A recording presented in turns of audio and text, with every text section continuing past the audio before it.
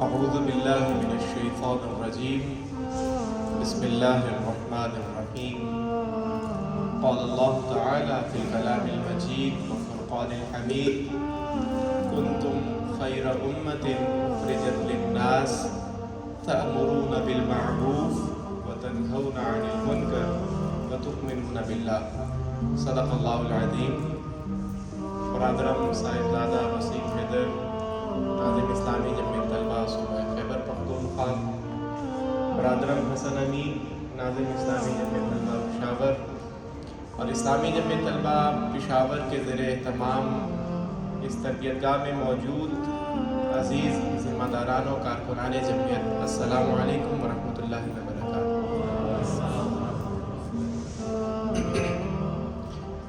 مجھے خوشی ہے کہ اسلامی جمعیت طلبہ پشاور نے ارکان و امیدواران کے لیے الحدیث کے عنوان سے اس تربیت گاہ کا اہتمام کیا۔ یہ اسلامی جمعیت طلبہ کی حسین روایت ہے کہ وہ جہاں بہت بڑے پیمانے پر عام طلبہ کو اپنے ساتھ انگیج کرتی ہے، اپنے جلوں میں لے کر چلتی ہے، وہیں ان بڑے پیمانے پر انگیج کیے ہوئے طلبہ کے لیے تربیت کا سامان بھی کرتی ہے، ان کو اس فکر سے جوڑتی ہے کہ جو امام مودودی کی فکر تھی، ان کو فریضہ اقامت دین کی جد و جہد کے لیے تیار اور آمادہ کرتی ہے، ان کے تزکیے کا سامان کرتی ہے اور ان کو اس راہ پر چلنے کے لیے زاد راہ فراہم کرتی ہے۔ یہ اسلامی جمعیت طلبہ کی بہت بڑی اسٹرینتھ ہے کہ وہ ہر کچھ عرصے کے بعد اپنے وابستگان اور اپنے کارکنان کے لیے اس ریفریشر کورس کا اہتمام کرتی ہے اور ان کو یاد دلاتی ہے کہ آپ کس مقصد کے لیے برپا کیے گئے ہیں، آپ کی تحریک کی کیا اسائنمنٹ ہے، آپ کی تنظیم کی کیا اسائنمنٹ ہے اور آپ یہ ساری سعی و جد و جہد کیوں کر رہے ہیں۔ تو آج آپ بھی اس تربیت گاہ میں موجود اپنے تزکیے کا سامان کر رہے ہیں، اپنے عقائد و ایمانیات کے اوپر اپنے یقین کو مزید پختہ کر رہے ہیں، اپنے رب سے اپنے تعلق کو مضبوط کرنے کے نئے نئے رستوں کو تلاش کر رہے ہیں اور اپنے ایمان کو ٹٹولتے ہوئے فریضہ اقامت دین کی اس جد و جہد کے اوپر گامزن رہتے ہوئے اپنے رب کی رضا کی حصول کی جد و جہد کر رہے ہیں۔ برادران عزیز،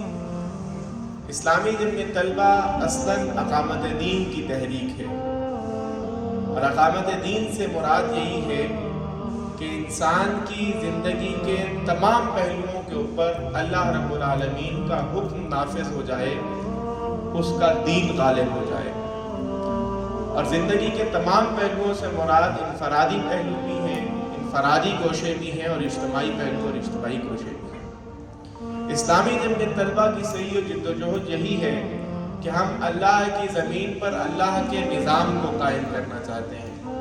اسلامی جمعیت طلبہ کی سعی و جد و جہد یہی ہے کہ ہم اللہ کے بندوں کا تعلق اپنے رب سے مضبوط کرنا چاہتے ہیں۔ اسلامی جمعیت طلبہ کی سعی و جہد یہی ہے کہ وہ اس پوری کائنات کے اوپر اللہ کے احکامات کو غالب اور نافذ کرنا چاہتی ہے۔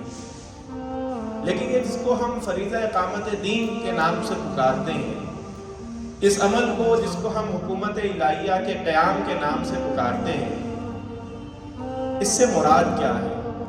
یہ بات ذہن نشین رہنی چاہیے، اور اگر آپ اس کے تمام پہلوؤں کو ذہن نشین رکھیں گے تو تبھی آپ ایک بہتر عمل کے ذریعے اپنے اس فریضے کو سر انجام دے پائیں گے۔ کیونکہ بسا اوقات ہوتا یہ ہے کہ جب ہم عمل کی دنیا میں اترتے ہیں تو چونکہ بہت سارے دیگر عوامل بھی ساتھ میں شامل ہو جاتے ہیں، اس لیے بسا اوقات تمام پہلو نظر کے سامنے نہیں رہتے ہیں۔ کبھی ایک پہلو ابھر کے بہت واضح ہو جاتا ہے، کبھی دوسرا پہلو توجہ میں آ جاتا ہے اور کبھی کوئی تیسرا پہلو اپنی جگہ بنا لیتا ہے۔ تو اس لیے اس تحریک کے کارکنان کو یہ بات ذہن نشین رکھنی چاہیے کہ فریضہ اقامت دین اپنی کامل صورت میں اسی وقت مکمل ہوگا، اتمام ہوگا، تکمیل تک پہنچے گا جب اس کے تمام پہلوؤں کے اوپر ہماری نظر ہوگی اور اس کے تمام پہلوؤں کے اندر ہم ایکسیلنس کو اختیار کر رہے ہوں گے، آگے بڑھ رہے ہوں گے، اقدام کر رہے ہوں گے۔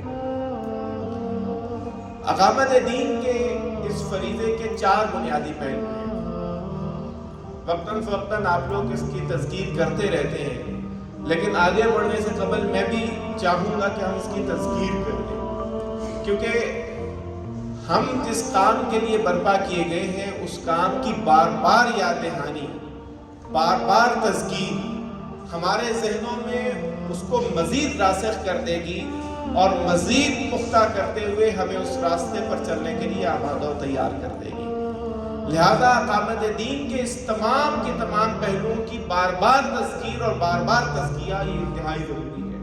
یہ ہمیں اس راستے پر چلنے کے لیے زیادہ راہ بھی فراہم کرتا ہے، یہ ہمیں اس راستے پر چلنے کے لیے پر امید بھی کرتا ہے، اور یہ ہمیں اس راستے پر چلنے کے لیے حوصلہ بھی فراہم کرتا ہے۔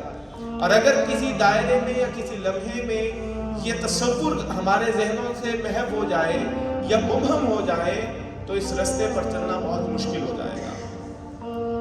اقامت دین کے 4 بنیادی پہلو ہیں۔ ایک تعمیر ذات کا پہلو ہے، اصلاح ذات کا پہلو ہے۔ دوسرا تعمیر خاندان اور اصلاح خاندان کا پہلو ہے۔ تیسرا تعمیر معاشرہ یا اصلاح معاشرہ کا پہلو ہے، اور چوتھا تعمیر ریاست و حکومت یا اصلاح ریاست و حکومت کا پہلو ہے۔ اقامت دین کی جد و جہد کرنے والوں کو ان 4 پہلوؤں کے اندر اپنی سعی و جہد کرنی ہوتی ہے، ان 4 پہلوؤں کے اندر محنت کرنی ہوتی ہے، تبھی وہ کامل اقامت دین کا فریضہ مکمل ہوگا کہ جس کے لیے ہم خواب دیکھتے ہیں۔ تعمیر ذات، تعمیر خاندان، تعمیر معاشرہ اور تعمیر ریاست و حکومت، یا الفاظ دیگر اصلاح ذات، اصلاح معاشرہ، اصلاح خاندان، اصلاح معاشرہ اور اصلاح ریاست و حکومت۔ یہ تعمیر ذات سے کیا مراد ہے؟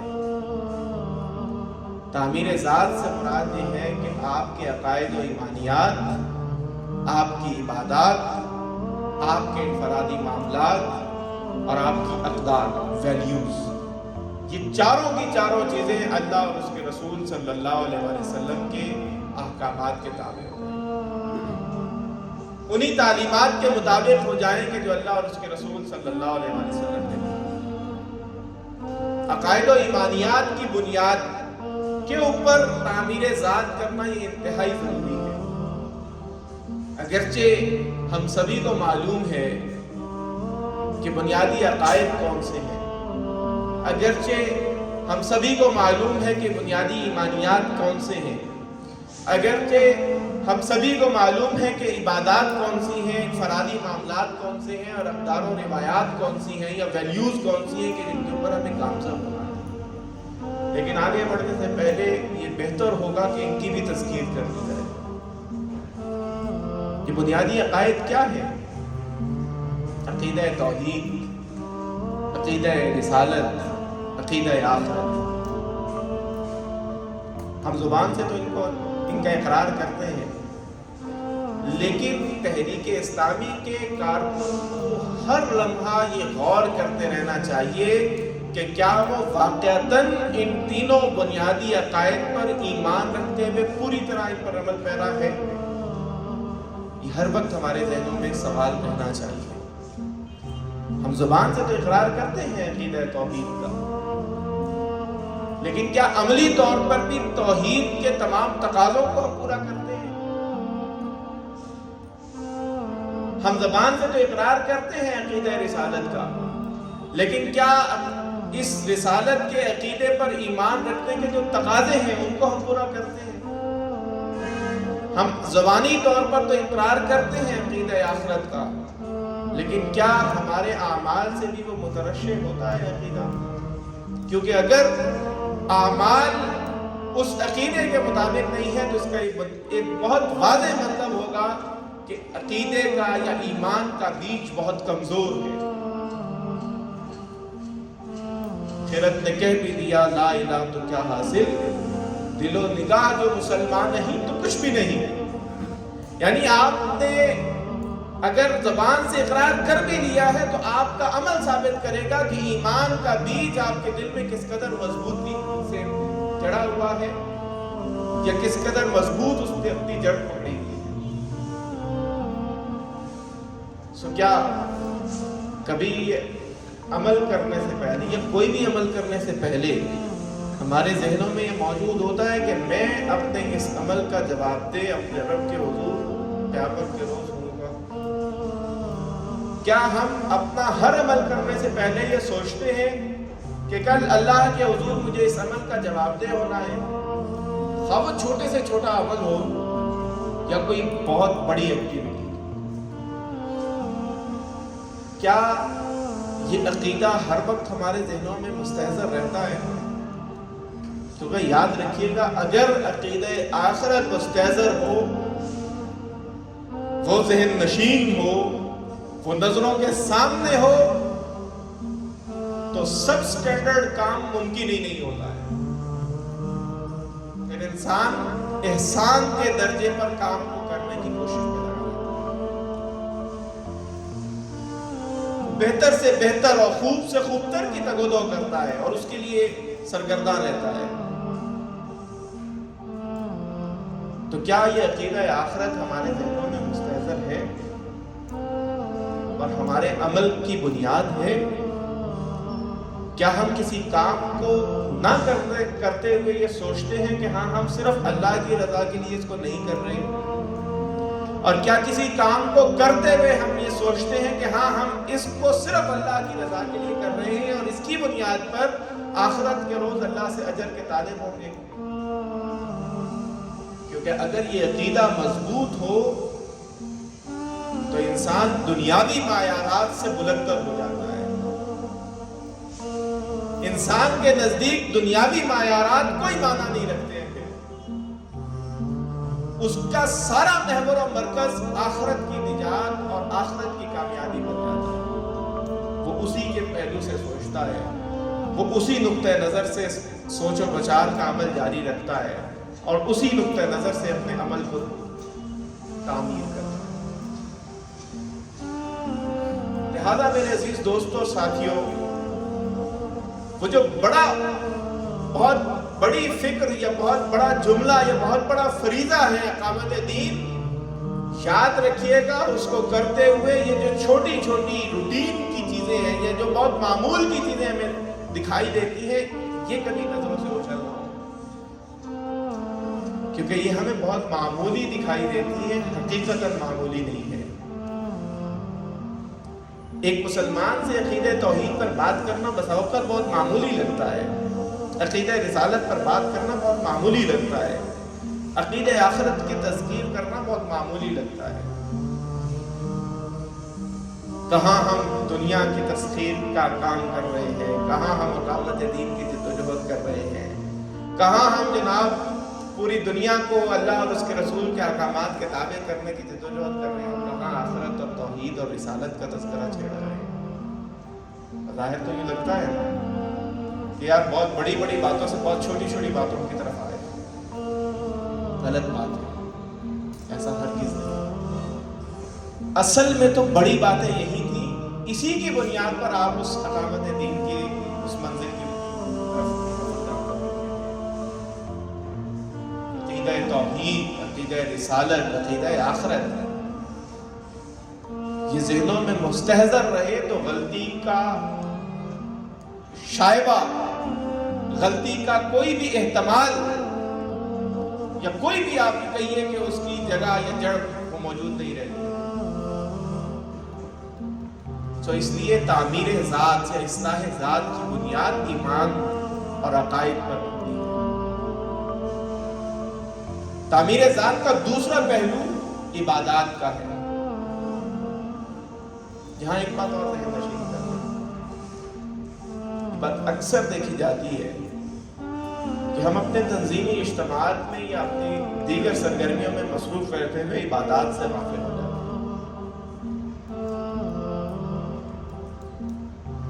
کئی دن گزر جاتے ہیں، قرآن نہیں پڑھ پاتے، کئی دن گزر جاتے ہیں، اللہ کا کلام نہیں پڑھ پاتے ہیں، اس کو انڈرسٹینڈ کرنے کی کوشش نہیں کر پاتے ہیں، ساری رات اجتماع کرتے ہیں، فجر کی نماز قضا ہو جاتی ہے، نماز سے 1 گھنٹہ 1.5 گھنٹہ پہلے سوتے ہیں۔ معمولی لگتی ہے نا یہ باتیں، معمول کی چیزیں لگتی ہیں کہ جب ہمارے 24 گھنٹے اللہ کی رضا کے لیے گڑک رہے ہیں تو چلے نماز رہ بھی گئی تو کوئی مسئلہ نہیں. یعنی ہمارے لیے عبادات ایک کیجول ایکٹیویٹی بن گئی. کیا واقعی یہ کیجول ایکٹیویٹی ہے؟ ذرا اس پہلو پر غور کرنے کی ضرورت ہے. تو عبادات سے غفلت، اللہ کے حضور پیش ہونے سے غفلت، اس سے تعلق کمزور ہو جائے اور ہم یہ سمجھیں کہ ہم اقامت دین کا وہ فریضہ انجام دے دیں گے، یہ کیسے ممکن ہے؟ جس کے لیے ساری تگودو ہے، جس کے لیے ساری محنت ہے، جس کے لیے ساری بھاگ دوڑ ہے، اسی سے تعلق کمزور ہو جائے، یہ کیسے ممکن ہے؟ عبادات سے غفلت. ایک داعی دین اللہ سے غافل ہو جائے تو وہ دین کی دعوت کا کام تھوڑی کر رہا ہے. اس کو سوچنا چاہیے کہ اس کے اس ساری تگودو کے پیچھے محرکات کچھ اور ہوں.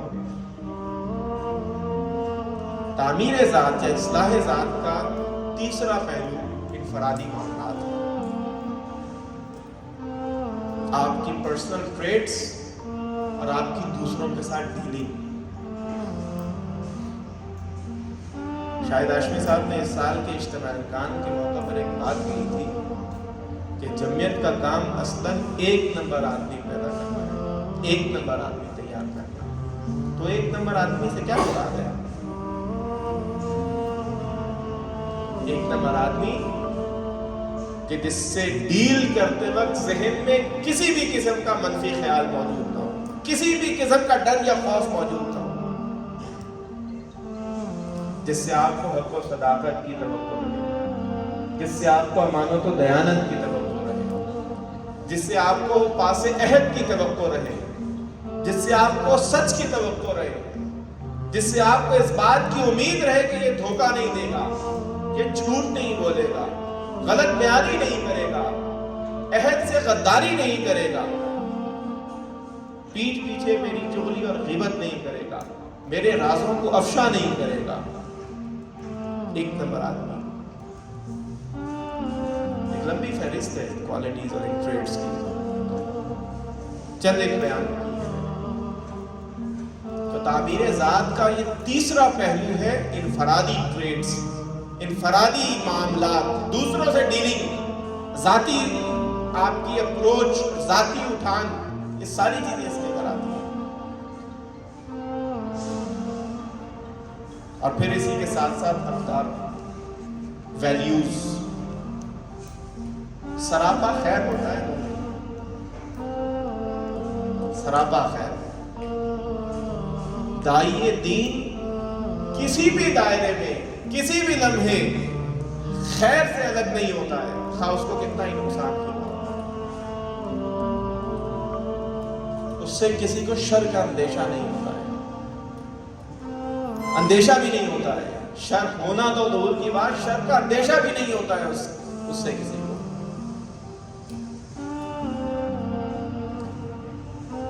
سو یہ تعمیر ذات یا اصلاح ذات کے 4 پہلو ہیں: عقائد و ایمانیات، عبادات، معاملات اور اقدار. اس کی بنیاد کے اوپر آپ کی شخصیت کی اصلاح ہوگی، جس کو آپ انسانی زندگی کی تعمیر کے نام سے تعبیر کرتے ہیں. انسانی زندگی کی تعمیر ہمارا نصب العین بھی یہی ہے. لیکن کتنی بڑی بدقسمتی ہوگی کہ اگر ہم پورے سماج اور پورے معاشرہ میں انسانوں کی زندگی کی تعمیر کرنے کی طرف کوشش اور ایفرٹ کر رہے ہوں، اور اس ساری کوشش اور ساری ایفرٹ میں اپنی ذات کی تعمیر کو بھول جائے. کتنی بڑی بدقسمتی ہے.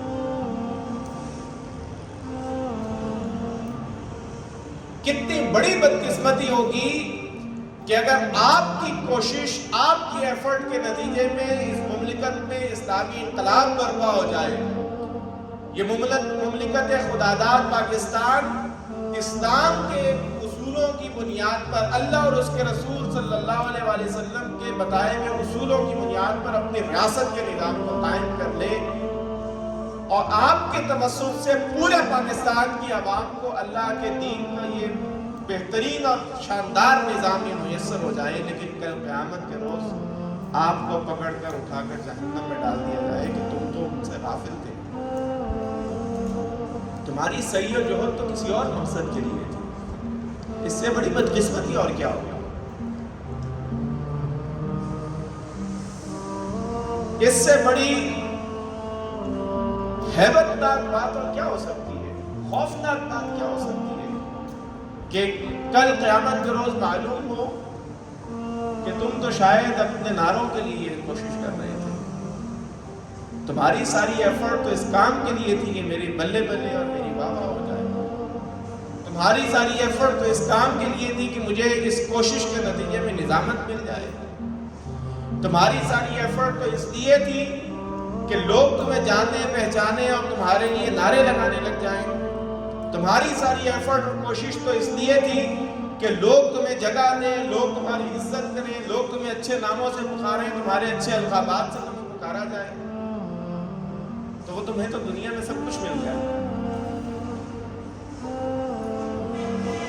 اوندھے منہ پکڑ کے جہنم میں ڈال دیا جائے تو اس سے بڑی بدقسمتی ہماری اور کیا ہوگی؟ لہذا میرے عزیز دوستوں اور ساتھیوں، بات کی طرف دوبارہ واپس لوٹتے ہیں۔ میں نے آپ کو ابتدائی بات یہ بتائی کہ اسلامی جمعیت طلبہ اقامت دین کی جدوجہد کر رہی ہے اور اس کی تحریک ہے، اور اقامت دین کی اس جدوجہد اور اس تحریک کے ذمہ جو اقامت دین کا کام ہے اس کے 4 پہلو ہیں۔ ایک پہلو تعمیر ذات کا تھا، ایک تعمیر خاندان کا تھا، ایک تعمیر معاشرہ کا تھا، اور ایک تعمیر ریاست و حکومت کا تھا۔ اور اس میں ہم نے تعمیر ذات کی جب بات کی ہے تو اس میں ہم نے کہا کہ ایک پہلو عقائد و ایمانیات کا ہے، دوسرا عبادات کا ہے، تیسرا پہلو جو ہے وہ انفرادی معاملات کا اور اقدار و روایات کا ہے۔ اسی کی بنیاد پر تعمیر ذات ہوگی اور اسی کی بنیاد پر تعمیر خاندان ہوگی، تعمیر معاشرہ ہوگی، تعمیر ریاست ہوگی، اور انہی چاروں پہلوؤں کے نتیجے میں ہی وہ کامل اقامت دین مکمل ہوگی کہ جس کے لیے ہم کوشش اور ایفرٹ کر رہے ہیں۔ ایک بات اور بھی ذہن نشین رکھیے کہ صرف اور صرف سیاسی میدان کے اندر کامیابی اقامت دین کا مکمل تصور نہیں ہے۔ میں نے اسی لیے شروع میں ہی کہہ دیا کہ اصلاح ریاست و حکومت اقامت دین کا ایک پارٹ ہے، اس کے 3 پارٹ اور بھی ہیں، اصلاح ذات، اصلاح خاندان، اصلاح معاشرہ بھی اسی اقامت دین کا ایک پارٹ ہے، ایک جز ہے، ایک حصہ ہے۔ آپ ان تینوں سے غافل ہو کر محض ایک ریاست و حکومت کی اصلاح کے نقطے پر اگر فوکس ہو جائے اور اسی کی صحیح و جدوجہد کرنے لگے تب بھی آپ کو وہ نتائج نہیں ملیں گے کہ جس کے لیے آپ کوشش کر رہے ہیں۔ آپ کو ان چاروں پہلوؤں پر محنت کرنا پڑے گی، ان چاروں پہلوؤں کی طرف توجہ دینا ہوگی، بیک وقت کام کرنا پڑے گا، اپنی ذات سے آغاز کرنا ہوگا، اپنے خاندان کو درست کرنا ہوگا، اپنے معاشرے کو بہتر کرنا ہوگا، اس کو اپلفٹ کرنے کے نتیجے میں ہی آپ ریاست و حکومت کی اصلاح کر سکتے ہیں، کیونکہ معاشرے کی اصلاح کیے بغیر آپ ریاست و حکومت کا اقتدار حاصل بھی کر لیں تو وہ ناپائیدار ہوگا، ناپائیدار ہوتا ہے۔ اور اس ضمن میں مولانا مودودی رحمہ اللہ علیہ کے لٹریچر کو اگر آپ پڑھیں تو کچھ باتیں مزید واضح ہو جاتی ہیں۔ ان میں سب سے اہم بات جو فریضہ اقامت دین کو سمجھ لینے کے بعد اہم ہے وہ منہج اقامت دین ہے۔ اقامت دین کا فریضہ تو سمجھ آ گیا ہے، لیکن مولانا کے اس منہج کے اوپر ہم غور کم ہی کرتے ہیں۔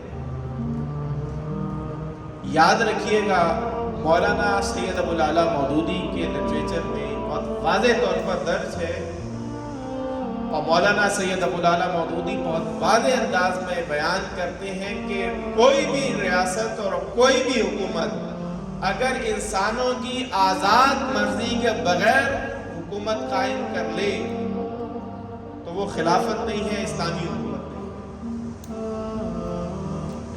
انسانوں کی آزاد مرضی کے بغیر انسانوں پر قائم کی گئی حکومت وہ اسلامی حکومت نہیں ہے۔ آپ خلافت و ملوکیت کا مطالعہ کیجئے تو مولانا جب خلافت کے اصول بیان کرتے ہیں تو اس میں پہلا اصول ہی مشاورت کا اصول ہے۔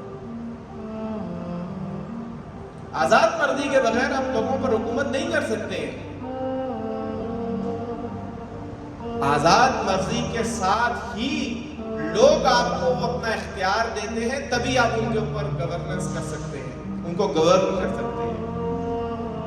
تو جو منہج بتایا ہے مولانا سید ابو الاعلیٰ مودودی نے، یہ بھی ذہن نشین رہنا چاہیے کہ وہ منہج یہی ہے کہ آپ لوگوں کی آزاد مرضی کو ایڈریس کریں گے اور ان کے نتیجے کے طور پر آپ حکومت کو قائم کریں گے۔ کسی چور رستے سے نہیں آئیں گے، کسی آمرانہ رویے کے تحت نہیں آئیں گے، کسی بندوق کی نوک پر نہیں آئیں گے، کسی کے سہارے اور بیساکھیوں کے سہارے نہیں آئیں گے، کسی کے کندھوں پر سوار ہو کر نہیں آئیں گے، بلکہ آپ کو اصلاح معاشرہ کرتے ہوئے اصلاح ریاست و حکومت کا کام کرنا ہے کہ لوگوں کی آزاد مرضی ہو اور آپ اس کے نتیجے میں حکومت میں آئیں اور آپ کے اقتدار ملے اور آپ ان کے اوپر اسلام کی نظام حاصل کریں۔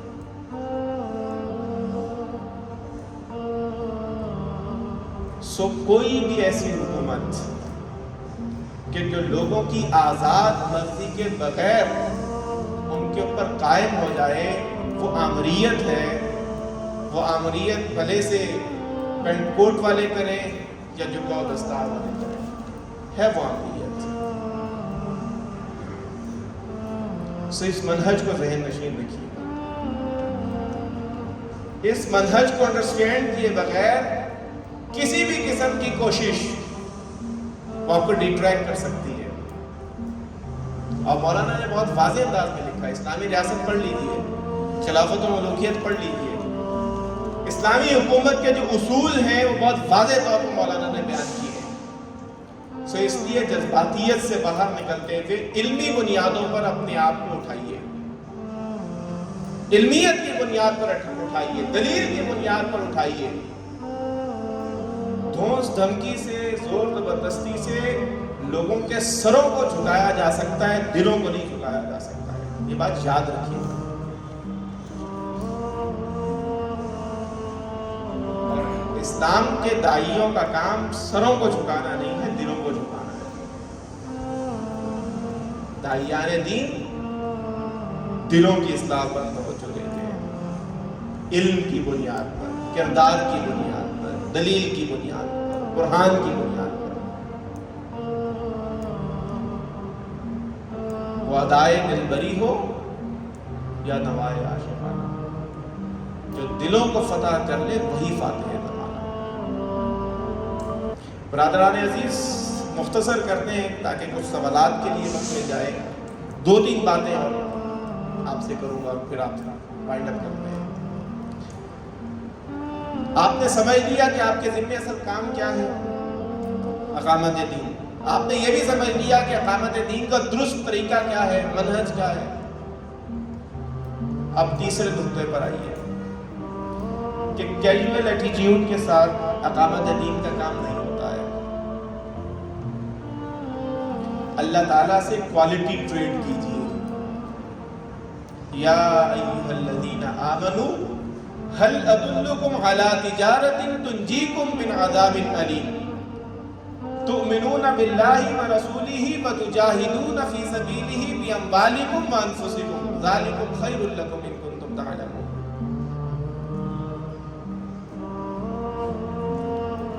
ٹریڈ، تجارت۔ اے ایمان لانے والوں، کیا تمہیں ایسی تجارت نہ بتاؤں تنجیکم من عذاب علیم، جو تمہیں دردناک عذاب سے بچا دے۔ اللہ پر ایمان، اس کے رسول پر ایمان اور اس کے راستے میں جد و جہد اور جہاد، ایمان کے ساتھ، اموال کے ساتھ، جانوں کے ساتھ۔ تو ٹریڈ کرتے ہیں نا اللہ سے، تو کوالٹی ٹریڈ کیجیے۔ کوالٹی ٹریڈ کیجول ایٹیٹیوڈ کے ساتھ نہیں ہوتی ہے، وقت گزاری کے ساتھ نہیں ہوتی ہے، اس کچھ ذمہ داری لگ گئی ہے. ایک سیشن ہی کی تو بات ہے، بس ایک سیشن کیا کچھ حصہ تو چھٹیوں میں گزر جائے گا، کچھ حصہ تنظیمی کاموں میں گزر جائے گا، کچھ حصہ تقسیم کار میں گزر جائے گا، کچھ حصے 2-3 مہینے کام کریں گے تو اللہ خیر کرے گا، گزر جائے گا، سال مکمل ہو جائے گا. اور رپورٹ بھی ذرا فارمولے لگ جائیں گے، اس میں رپورٹ بھی تو بہت اچھی بن سکتی ہے، اس میں تو مسئلہ ہی نہیں، تو اپنے بائیں ہاتھ کا کھیل ہے، تجربہ ہو گیا. سو کوالٹی ٹریڈ کیجیے، اللہ کو دھوکہ نہیں دے سکتے. ناظرین کو دھوکہ بہت آسان ہے، بہت آسان ہے ناظرین کو دھوکہ دینا، کہانی کروانا بہت آسان ہوتا ہے. اللہ کو تو نہیں کروا سکتے نا کہانی. اسی لیے اس نقطے کو اس عقیدہ توحید کے ساتھ جوڑیے. میں نے شروع میں ایک بات کی تھی کہ اگر عقیدہ توحید دلوں میں مستحضر ہونا تو انسان کا کوئی بھی عمل سٹینڈرڈ سے عاری نہیں ہوتا ہے. کیونکہ میں ناظر کے لیے تو کرتا ہی نہیں ہوں، میں بلے بلے اور بابا کے لیے تو کرتا نہیں ہوں، میں نظامت کے لیے تو کرتا نہیں ہوں. جب کرنا اللہ کے لیے ہے تو اس کو دھوکہ نہیں دیا جا سکتا ہے. جب کرنا اللہ کی رضا کے لیے ہے اور اس کی جواب دہی کا احساس دلوں میں موجود ہے تو کوئی چور راستہ نہیں اپنایا جا سکتا، کوئی عذر نہیں تراشا جا سکتا. تو جب یہ بات کہی جاتی ہے کہ اسلامی ذمہ طلبہ کا کام رخصتوں کا کام نہیں، عزیمتوں کا کام ہے. یہ رخصتوں کا رستہ نہیں ہے، عزیمتوں کا رستہ ہے، جد و جہد کا رستہ ہے، کوشش کا رستہ ہے، جافشانی کا رستہ ہے، پتا ماری کا رستہ ہے، شدید محنت کا رستہ ہے کہ اسی کے نتیجے میں آپ اللہ کے حضور سرخرو ہو سکتے ہیں کہ یا رب العزت میری جتنی طاقت اور استطاعت تھی میں نے اتنی طاقت اور استطاعت تیرے رستے پر لگا دی. دلوں کا حال تو جانتا ہے، دلوں کو موڑنا تیرا کام ہے، لیکن میں نے اپنی محنت میں کوئی کمی نہیں رکھی ہے، میں نے کوئی عذر نہیں تراشا ہے، میں نے زندگی کے لمحوں کو ضائع نہیں کیا ہے. تیرے دین کے لیے، تیری دین کی سربلندی کے لیے ساری ایفرٹ اور جدوجہد کرتا رہا، خالصتاً تیری رضا کے لیے ساری محنت کی تھی میں نے. دوسری بات،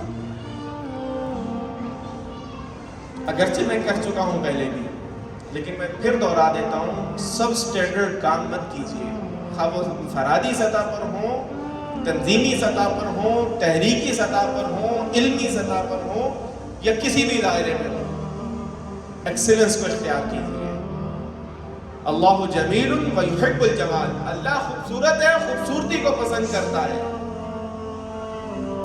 احسان کے درجے پر فائز ہو، احسان کے درجے پر وقت گزاری مت کیجیے. احسان کا درجہ یہ ہے کہ انسان اپنی ساری توانائیاں اور ساری محنتیں اور ساری کوششیں اور ساری انرجیز اور ساری محنت وہ اس کام پر لگا دیتا ہے جس کام کو وہ عین حق سمجھتا ہے، جس کو اپنی زندگی کا رسم العین بناتا ہے. سو ایکسیلنس کو اختیار کیجیے، ویلیو ایڈ کیجیے. آپ کے کام میں ویلیو ایڈ ہونا چاہیے، آپ کی زندگی میں ویلیو ایڈ ہونی چاہیے. ہر گزرتا دن گزشتہ دن سے بہتر ہو، ہر گزرتا ماہ گزشتہ ماہ سے بہتر ہو، ہر گزشتہ سال گزشتہ سال سے بہتر ہو. اسی کے نتیجے میں کام آگے بڑھے گا. بیگیج کیریئر مت بنیے، پچھلوں سے کچھ سامان دیا اگلے کو تھما دیا. تحریک اسلامی کا کارکن بیگیج کیریئر تھوڑی ہے کہ وہاں سے سامان اٹھایا پلی کی طرح اور اگلے کو تھما دیا.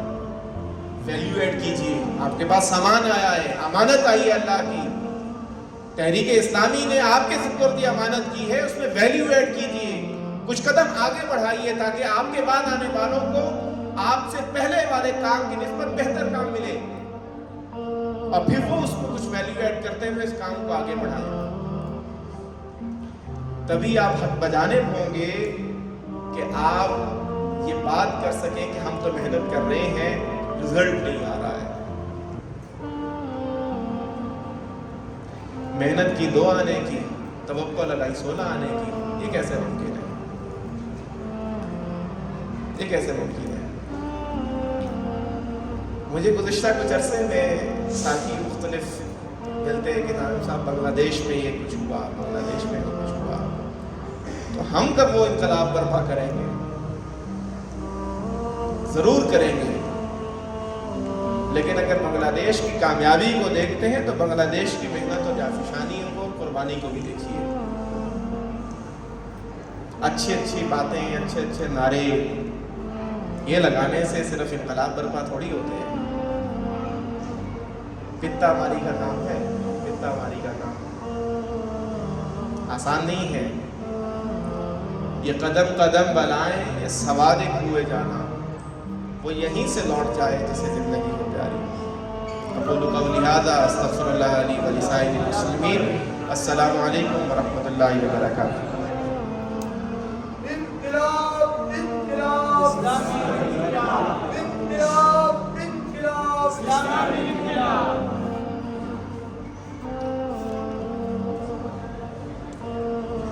جی، کسی ساتھی کا محترم مہمان صاحب سے کوئی سوال ہو تو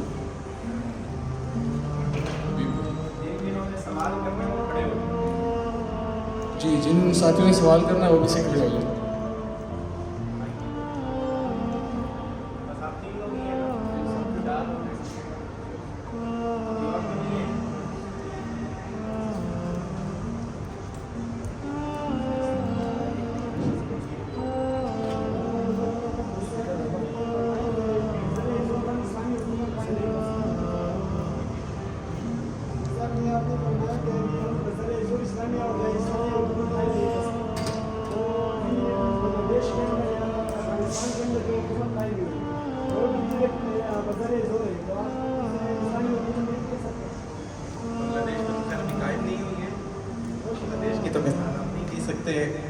افغانستان کے بارے میں یا باقی دیگر مثالوں کے بارے میں اگر آپ پوچھتے رہیں گے تو یہ ایک سبجیکٹیو ایشوز ہیں۔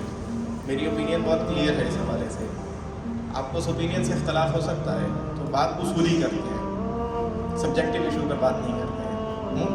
اصول کی بات یہی ہے کہ انسانوں کی آزاد مرضی کے بغیر ان پر کوئی بھی حکومت قائم ہوگی، اس کو آپ خلافت نہیں کہہ سکتے، اسلامی حکومت نہیں کہہ سکتے۔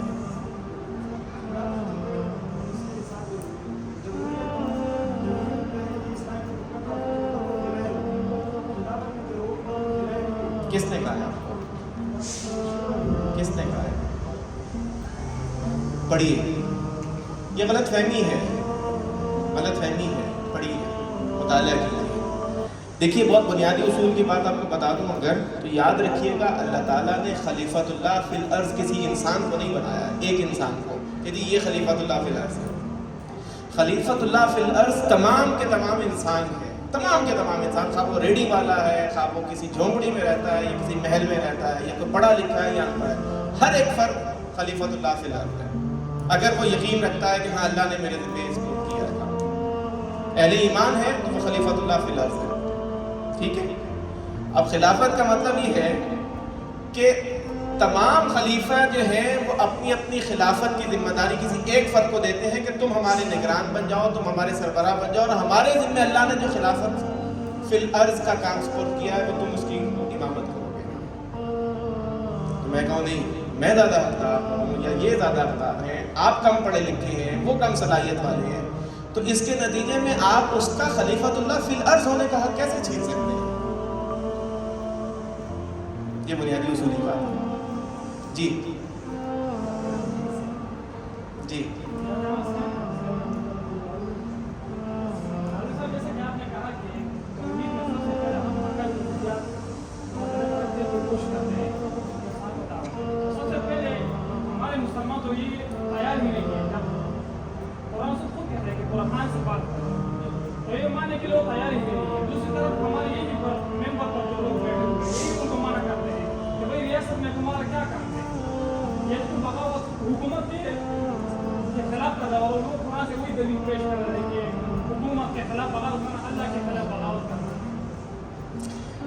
ستیزہ کار رہا ہے ازل سے تا امروز، چراغ مصطفی سے شرار قرآنی۔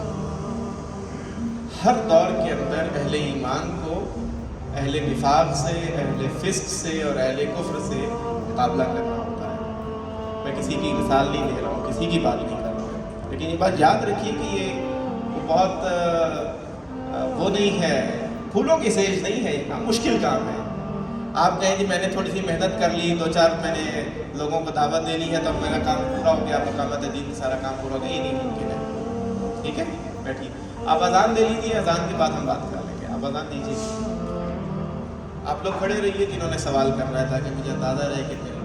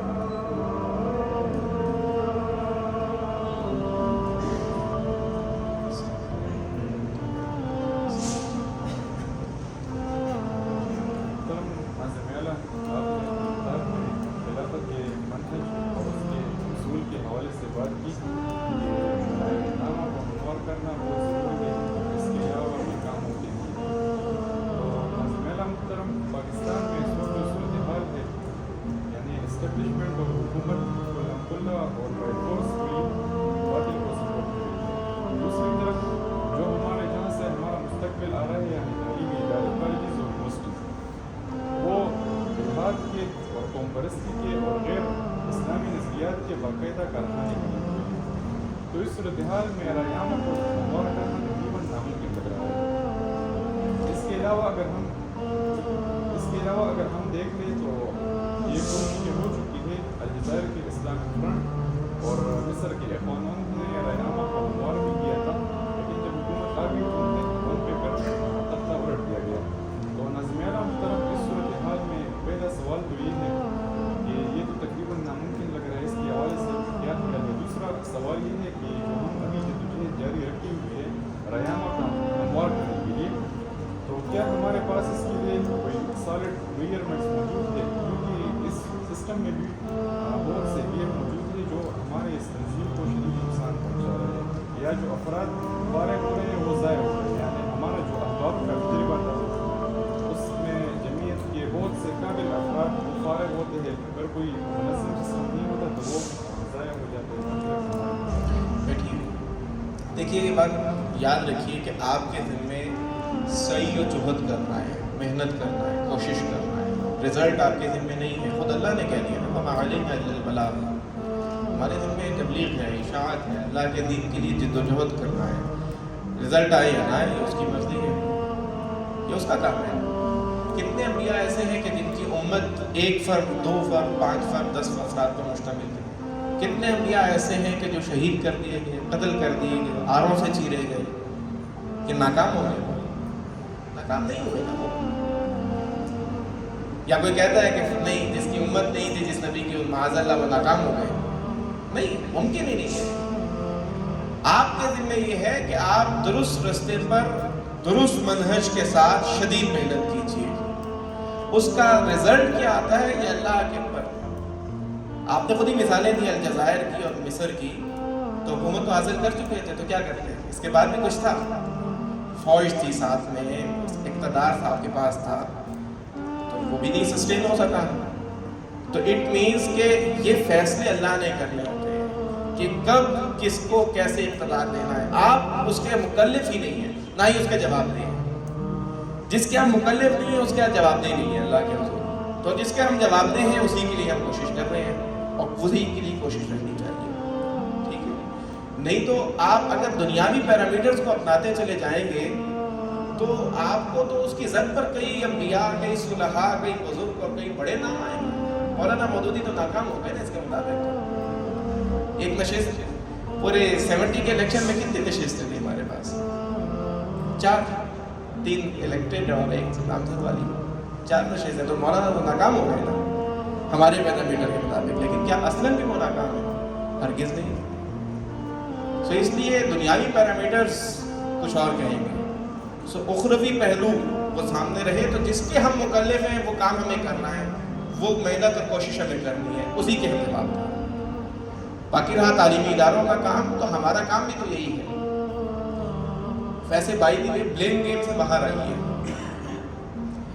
فلاں نے یہ کر دیا, فلاں نے یہ کر دیا, فلاں یہ کرتا ہے, فلاں یہ کرتا ہے. میں کیا کرتا ہوں, مجھے یہ دیکھنا ہے نا کیا اسلامی جمعیت طلبہ کے تمام تعلیمی اداروں میں حلقہ جات بن گئے ہیں؟